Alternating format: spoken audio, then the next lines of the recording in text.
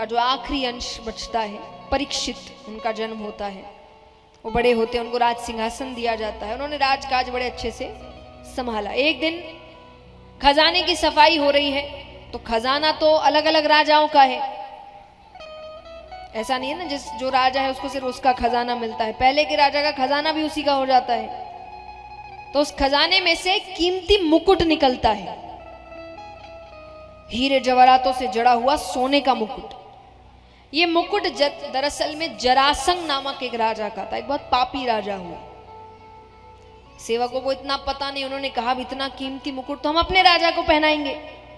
तो उनको वो मुकुट साफ करके पहनाया गया। जैसी संगत वैसा स्वभाव।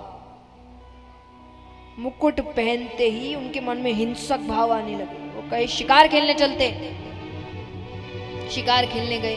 अच्छा, बीच रास्ते में एक प्रसंग आता है कि वो देख रहे हैं कि व्यक्ति एक पैर के बैल को लाठी से मार रहा है।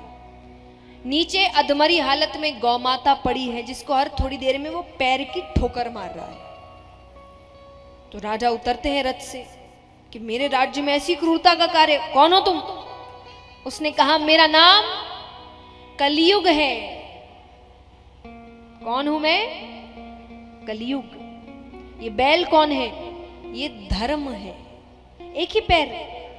कलियुग में धर्म केवल दान से होगा और कुछ करने की काबिलियत किसी में नहीं होगी। हम कई बार कहते हैं ना, मोह माया छोड़ो, आज सुपारी नहीं छूटती किसी से। मोह माया कहां से छूटे? तो बाकी चीजें तो किसी से होने वाली है नहीं। अब धन कमा रहा होगा व्यक्ति, कमाएगा तो दान भी कर देगा थोड़ा, तो दान से धर्म होगा। ये गौ माता कौन है? बोले ये पृथ्वी है। यही हालत होने वाली है इसकी। राजा कहे ऐसा समय आने वाला है तो तुम्हारा तो अभी मर जाना अच्छा। वो मारने लगते हैं कि कलयुग कहे मुझ में लाख अवगुण है, पर एक ऐसा गुण है जो किसी युग में नहीं था। बोले कौन सा गुण?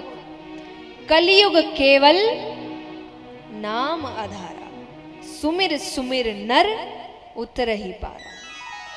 जो पहले युगों में वर्षों तपस्या करने से भगवान मिलते थे, वो कलयुग में केवल नाम जप से मिल जाएंगे।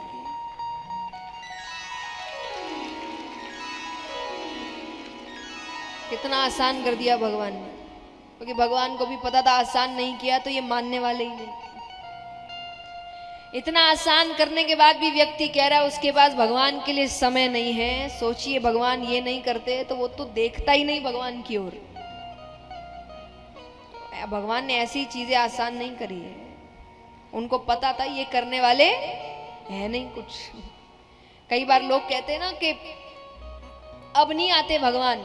जब मीराबाई की बात होती है, नरसिंह जी की बात होती है कि पहले आते थे, शबरी माता की बात होती है, अब कहां भगवान आने वाले। तो अब वैसे भक्त हैं क्या? वैसे भक्त हो जाए तो भगवान आज भी आ जाए, वैसे भक्ति नहीं तो भगवान कहां से आएंगे? लेकिन दोष तो भगवान पे लगाना है कि अब कहां भगवान आने वाले। तो अब तुम वैसे हो क्या? एक काम मैंने कल भी कहा था, एक काम ना करे तो भगवान बदल ले। और शबरी माता ने सालों इंतजार किया था, सालों। बचपन की भक्ति शुरुआत हुई, बुढ़ापे में जाके भगवान आए। इतना ही है इंतजार, सब्र है इतना हमारे अंदर। कहां से भगवान आ जाए? भक्त भी तो वैसे होने चाहिए जो भगवान को बुला सके। बुलाने वाले हो जाए तो वो तो आने को आज भी तैयार है कि कोई तो बुलाए। सबको काम करवाना है, भगवान किसी को नहीं चाहिए। काम कर दो, अपनी जगह रहो, आने की जरूरत नहीं है। हमारे काम कर दो बस।